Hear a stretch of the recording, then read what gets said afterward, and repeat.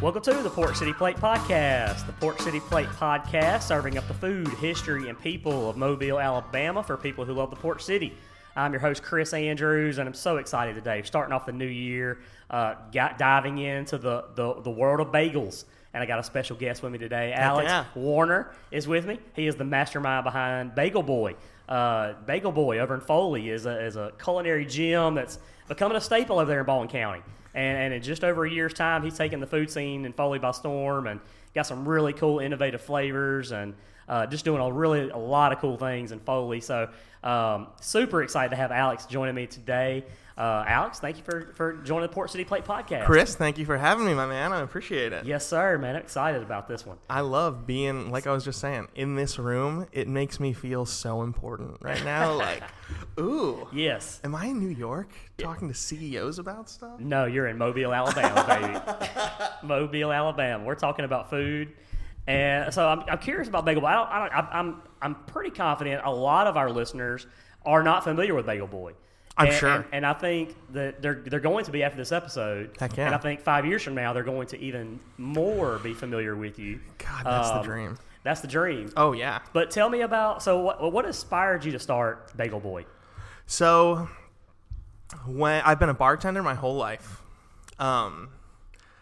My family has been in the food industry forever. I moved down to Alabama when I was like 14, hated it. Moved away, came back, hated it. And when I did that, I went to New York and Denver and Seattle and all these amazing food cities. And Denver was the last one. I was there for like 9 or 10 years. And I never really thought about bagels too much at all. Honestly, I never really thought about being in the kitchen too much at all. But I worked around like a bunch of badass chefs all the time. And it's kind of weird because you don't really think about how much information you retain while you're there. I was just like a kid in my 20s having fun bartending. And then I moved back here in 2018, and we were having our first child, and I was like, okay, I don't want to be a bartender anymore. I want to open something because it's been my dream forever. And I started a bakery out of the house. And it all just kind of started rolling from there. I started a bakery doing cakes and cookies, and everybody around here does cakes and cookies. And someone reached out to me asking if I could do bagels, and I was like, no. They are incredibly hard to do. There's just a lot more work than just like whipping up some cookies. But one of the bars I worked at in Denver was touching Rosenberg's Bagel Shop. And my buddy Joshua, luckily, was like, yo, dude, come on back. I'll teach you what I can. And I fell in love with it, dude. It's been amazing ever since. It's like baking in general is just something that's like, it's hard. So it makes it really fun because it takes just a lot of you to do it. So, yeah. That's cool. Yeah. South Alabama certainly is not known for bagels. No. There's a bakery on every corner. There's a exactly. Why are bagels not a thing in South Alabama? Because it's hard to make, or because we're in biscuit country. I think it's very humid, which makes creation of bread kind of hard to do. But more than anything, it's just the Southern culture of like biscuits and grits and bacon and eggs, and we're a little more slow moving down here, so it kind of fits. And bagels are incredibly tedious, and like you make them, you roll them, you boil them, you bake them, you get them out. So it's almost like it fits the East Coast really well because it's like, get out of the way, I got stuff to do. Come on. Right. I need a thing that's 7 pieces of bread that's going to get me through the whole day. Yeah. So walk me through the bagel making process because I'm completely ignorant to it. Okay. So you start off with high gluten flour and water and salt and yeast, and you can either use barley malt syrup or we use molasses because it's a little more of a nod to the South.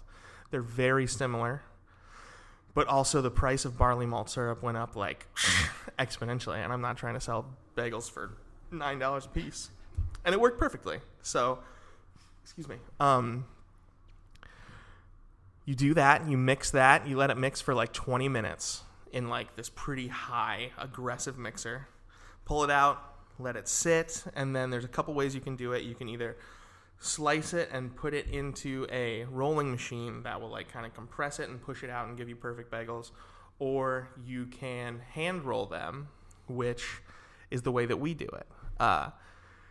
It's a lot harder to do, and it's very time consuming, but I think it also creates a uniqueness to it, and there's a little bit of a difference in texture, and like, you know, I get to create a job for somebody that like people love. Like our dude Ashton, who rolls our bagels, he rolls every single bagel. He rolls thousands of bagels a week. That's his job. It's his job. That's all he does. We actually had a conversation about it the other day. I was like, do you want to like come into the restaurant? He's like, no, I'm good. Like, really? I'll roll bagels. That's what he likes to do. He likes to do it, dude. So scaling that is going to be crazy.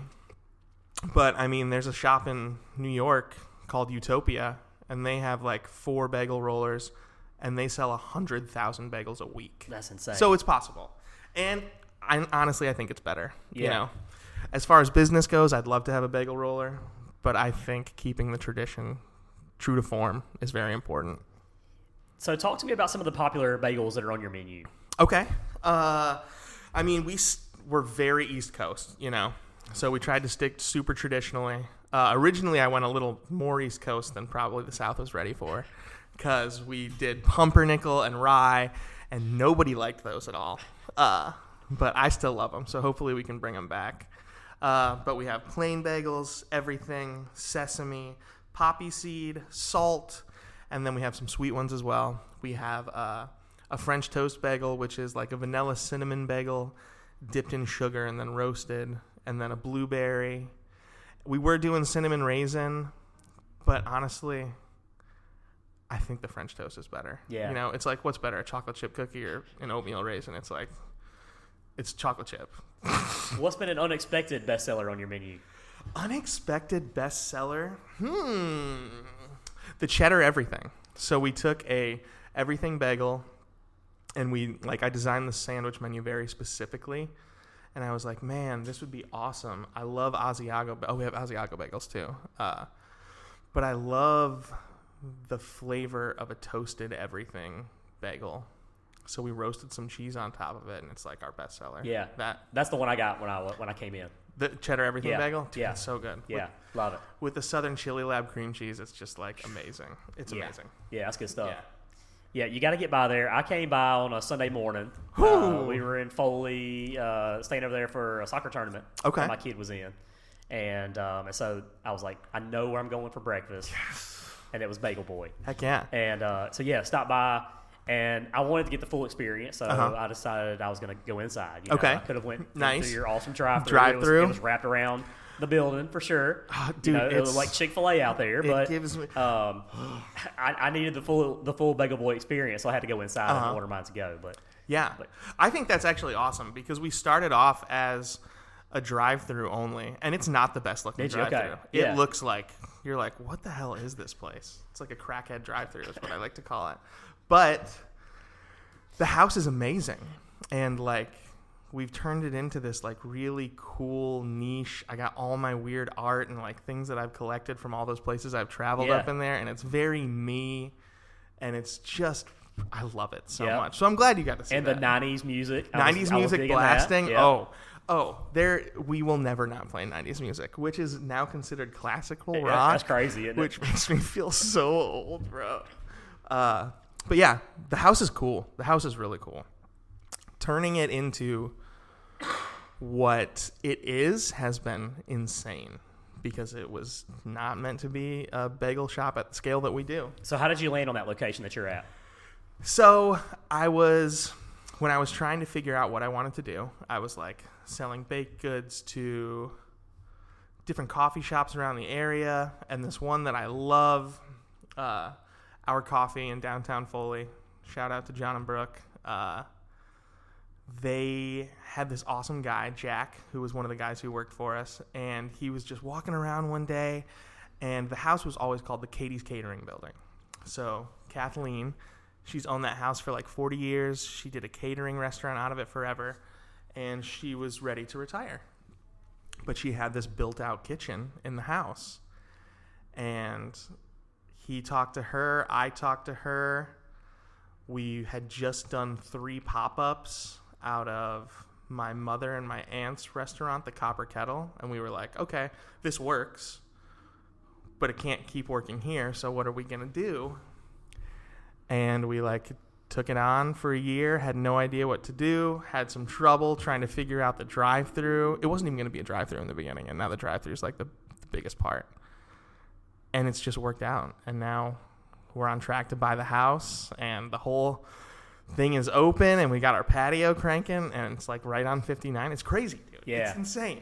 Yeah. You talk about your mom and your aunt owning the Copper Kettle. Now, Yes. How big were they when you first got started? Did they help you out a lot, or Oh my gosh, I don't think Bagel Boy would be where it is without them. they help spread the word for you? Dude, not only did they help spread the word, they before we started doing the pop-ups, they were buying baked goods from me, from the Foley Baking Company was what it was called.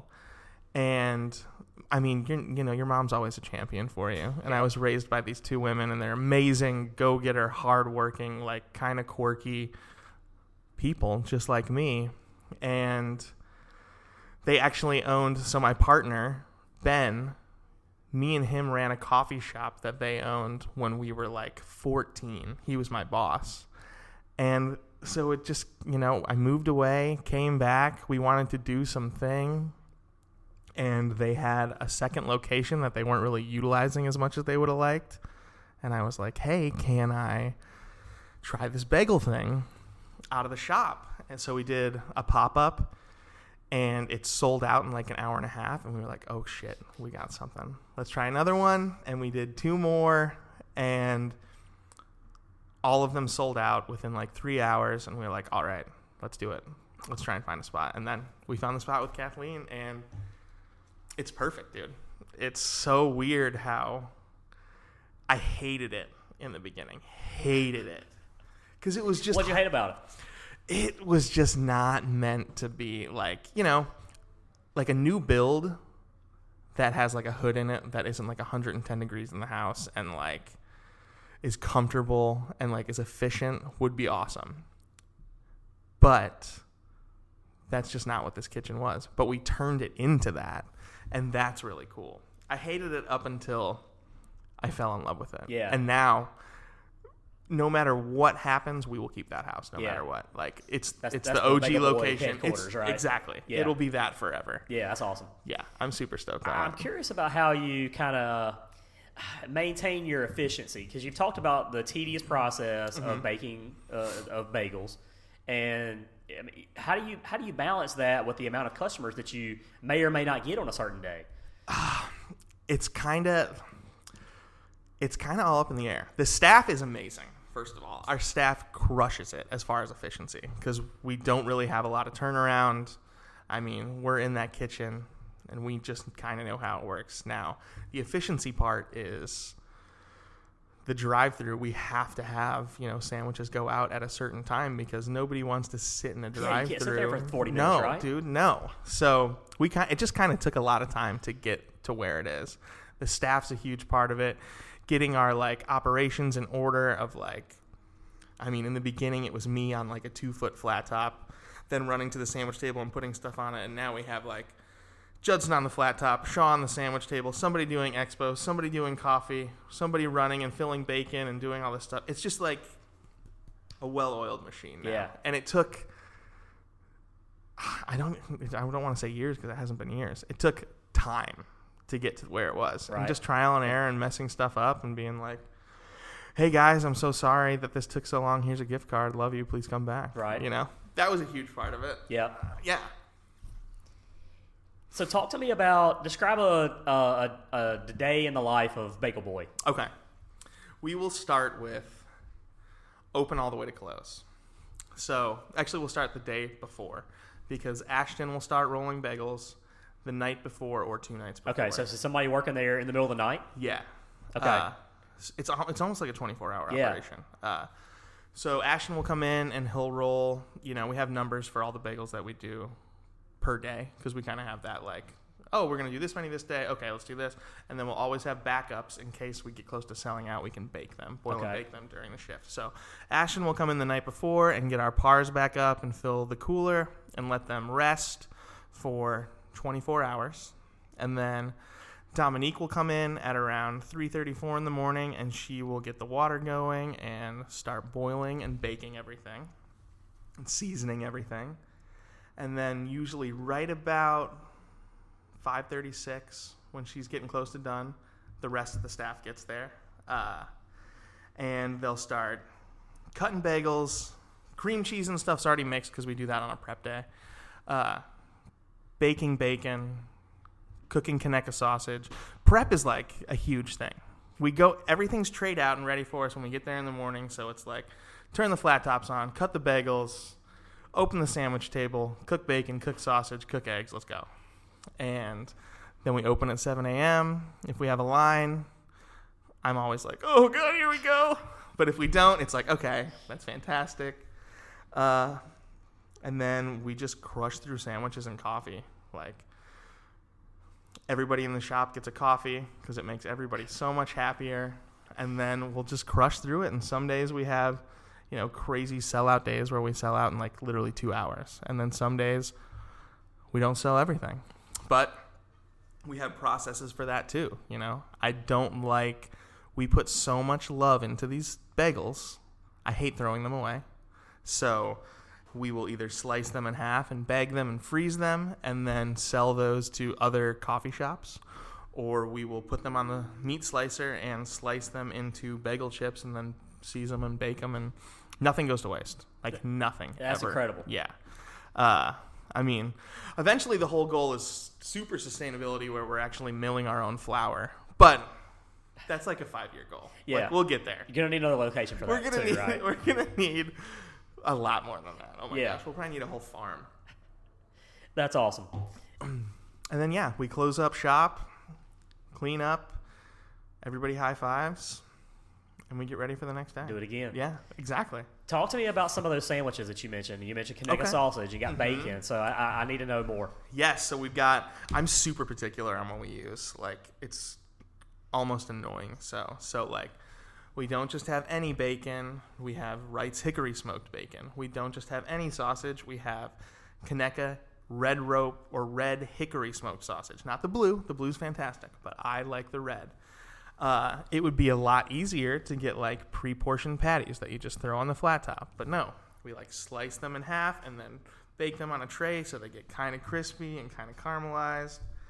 I don't know. I'm weird, bro. But it tastes so good, So we have like a bacon, egg, and cheese, a Conecuh sausage, egg, and cheese. We have the Spicy Boy, which is a cream cheese that we whip up with my homies from Southern Chili Lab. They're chili crisp, and it adds like this roasted garlic and onion, sun-dried tomato flavor with a little spice, with Conecuh sausage and eggs and cheese on it on a cheddar everything bagel.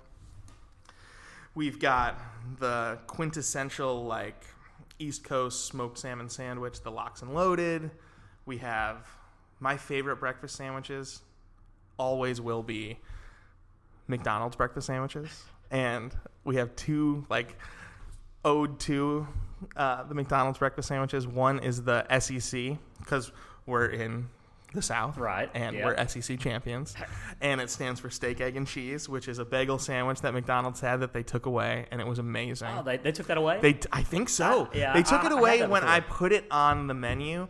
They may throw it back on and off now. Okay. But, dude, that sandwich was so amazing. So we have that, and then I think that the McGriddle is the best breakfast sandwich ever created. Like, sweet and savory is amazing. So we did a version of that with a French toast bagel, Conecuh sausage, maple cinnamon cream cheese, scrambled eggs, and American cheese. And it's just, I'm pretty sure we got people that are driving the car right now, looking up your address, heading that way right now. I hope so. I don't have any doubt. And then we're doing a menu change, and we're adding lunch next month, I want to say. So we've got some fun new sandwiches for that. I love boar's head. Yeah. So we added a croque madame bagel sandwich, which is going to be Swiss cheese or Gruyere cheese, fried eggs, hickory smoked ham from Boar's Head, and a French toast bagel with, you can dip raspberry preserves. It's going to be awesome. Yeah. Like sweet and savory is go-to, bro. All right, so for our people that are driving over from Mobile right now, what are your hours? Our hours right now are, we are closed on Tuesdays and Wednesdays, and we are open 7 a.m. to 11 a.m. Thursday, Friday, and Monday, and 8 a.m. to 12:30 p.m. Saturday and Sunday. But literally that switches. We're opening 6 days a week in 2 weeks. Okay. So we're only going to be closed on Monday. Sorry, that's like a bunch of weird information that you don't even need anymore. We're going to be closed on Mondays only. Tuesday, Wednesday, Thursday, 7 a.m. to 11 a.m. Lunch is coming. So we'll be open from 8 a.m. to 2 p.m. Friday, Saturday, and Sunday as well. Okay, gotcha. Yeah. So starting about the end of January. Basically, if you want to know our hours, check Google because All right, it will be right. It does stay up to date on Google. Yeah. You never know. You never know with the restaurants on Google. You know, we close for 2 weeks during Christmas, so the staff can have a break. So just always check Google if you're coming to Bagel Boy. All right, good to know. I'm real curious about your marketing because your social media it's who you are. I mean, you're Bagel Boy. Yeah. Talk to me about your marketing and your social media strategies. How did it get started? It kind of just started with literally, oh shit, I've got to post something. What are we doing? Because I was in the shop, every single morning. Like in the beginning, when we didn't have all those people that I was talking about, it was a 3-person team, and it was, okay, we're rolling the bagels for the day before. We're all coming in at 3 a.m. We're boiling, we're baking, we're setting up for service, we're selling out, we're re-rolling all the bagels again. Like there was just constantly going. So in that, I was like, okay, I got to take some little videos of like what we're doing. Okay, we sold out. I'm going to go take a video of me looking sweaty, walking out by the drive-thru and just trying to figure it out as we go. And it was like the hero's journey kind of thing. Like people loved seeing this like crazy dude hanging out of a window, like selling bagels to them. And we just kind of leaned into that. It's very me, like be true to yourself, be true to your community, and like post what you like, Like the 90s music is a perfect example. Like right. I like 90s music. We're going to blast 90s music the whole time because I'm old now and I want to feel young. That's it. While I'm getting my booty kicked in the bagel shop. Your social media is very authentic. I think that's the best word authentic to describe it. Authentic is a great word. Yeah. And yeah, I just post things that I think are funny. I like to take a lot of like make you drool food porn type pictures and like say funny stuff, and that's kind of it. You don't take yourself serious. No. I take myself too serious sometimes on social media. It can happen. And you're a great inspiration for... You gotta... Well, because a lot of people, like especially people that are just starting restaurants, like you don't have the money to hire a marketing team. And a lot of marketing teams are like, they're fantastic for taking the work off of your plate, but it's like, it's not you. Why did you get into this? People who open restaurants are fucking crazy, bro. It's like, you're a crazy person. Show that to the people. Yeah. Why did you do this? Show who you are. People are going to like it. And if they don't, well, guess what, dude? McDonald's is down the street. They can go there. There you go. Talk to me about how you've seen Bagel Boy contribute to the food scene of Foley, because I feel like Foley is up and coming when it comes to food. I think so, too. Especially dude. downtown Foley where you're at. So talk to me about that and kind of what you've seen the last year or so in downtown Foley. I mean, that's kind of one of the reasons I moved back. Like, I was in Denver. We'd come back every year, and Foley, like I hated living down here. But being in Denver and seeing everything pop off, I was like, dude, Foley is getting bigger. There's a lot of people moving there. It's right by the beach, and we have this amazing downtown that just isn't being utilized correctly. What if I go try and open a restaurant there? I had no idea any of this was going to happen, but like that was the original idea to moving back. And there's all these amazing little buildings that are just ready to be filled with something, So my kind of whole goal with this was like, okay, this is taken off. Let's make it something that helps our community. You know, I want to not be the only person creating food because I want to go eat somewhere else, and I would love someone else to create a restaurant that I could come eat at. Please, anybody. But like, you know, you need that one person to come in and be like, hey, we can do this here. And then hopefully other people will be like, yeah, you know what? I want to walk out of my house and be able to walk around and hit like a bar and get a coffee and get a sandwich here and then go to the park. And then it's there. Right. We just got to make it happen.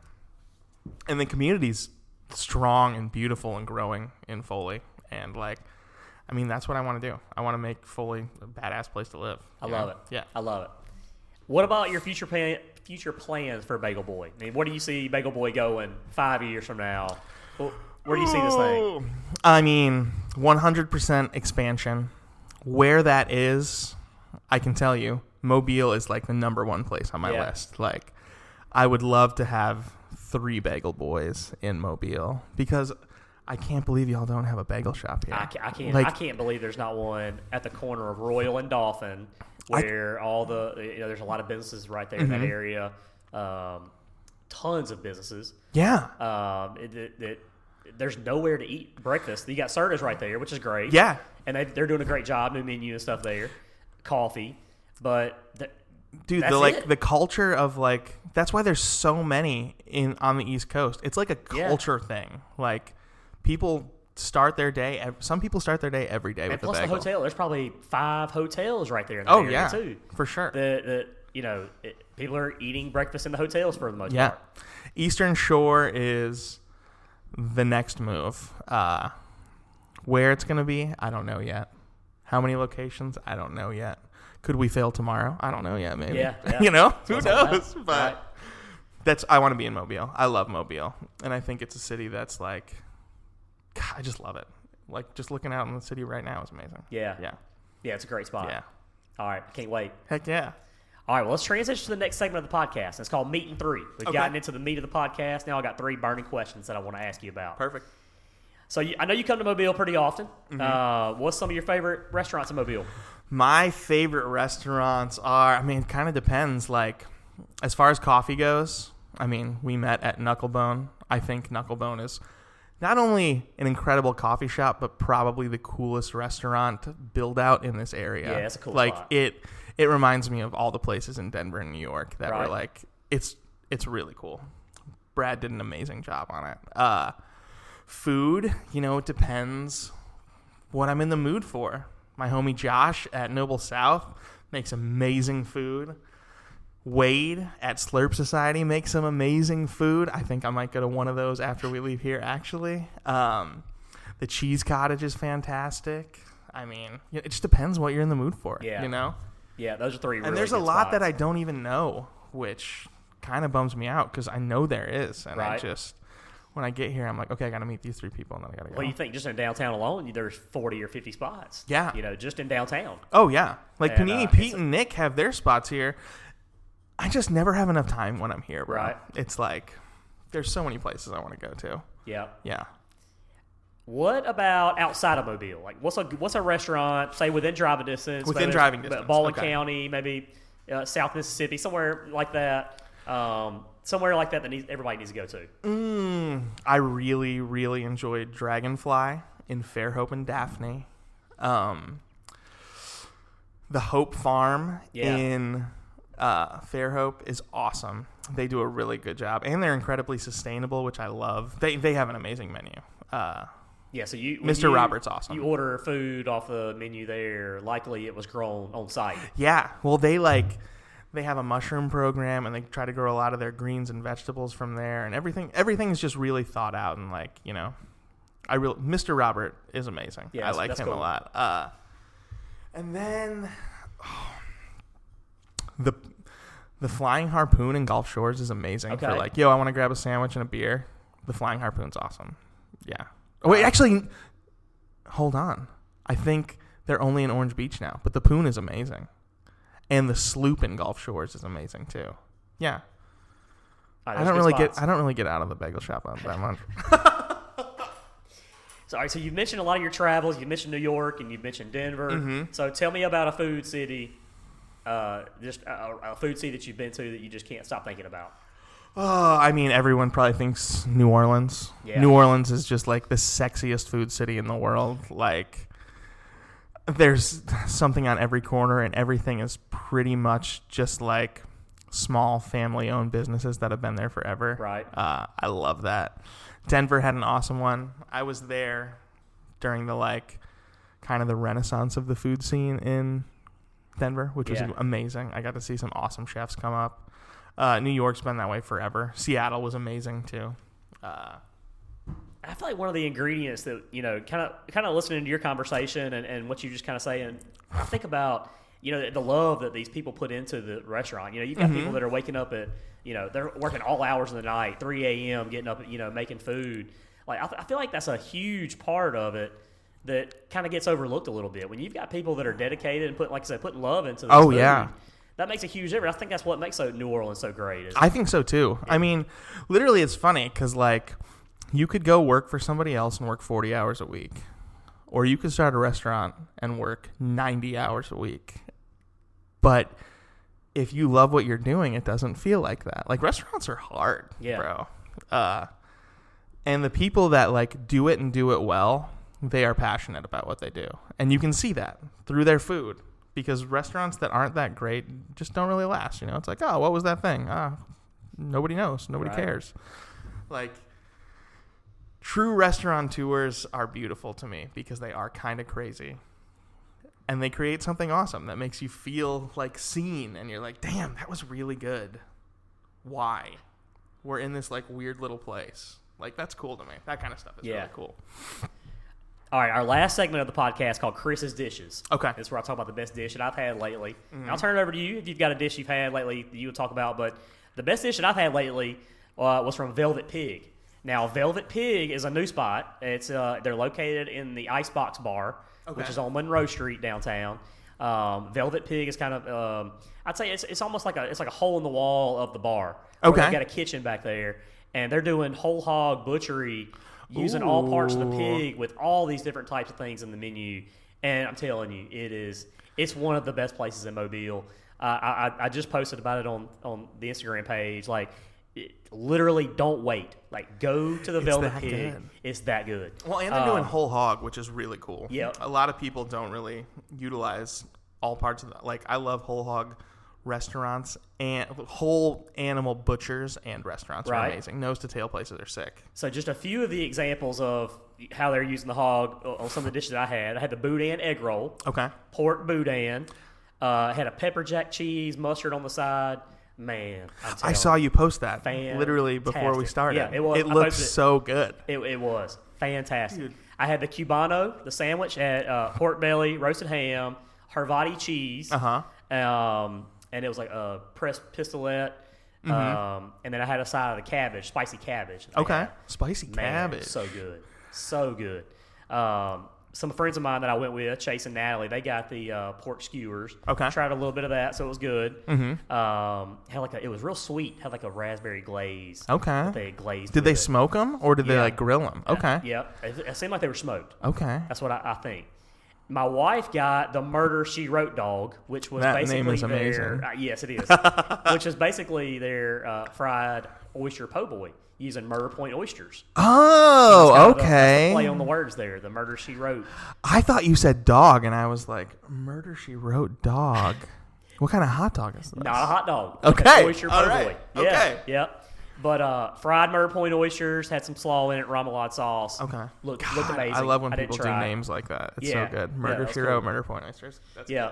So it was good, man. I'm telling you. Like I said, I got to go back because there was numerous things on the menu like that. Smash burger was on there that needs to be I love a smash burger, bro. Yes, sir. Yes, sir.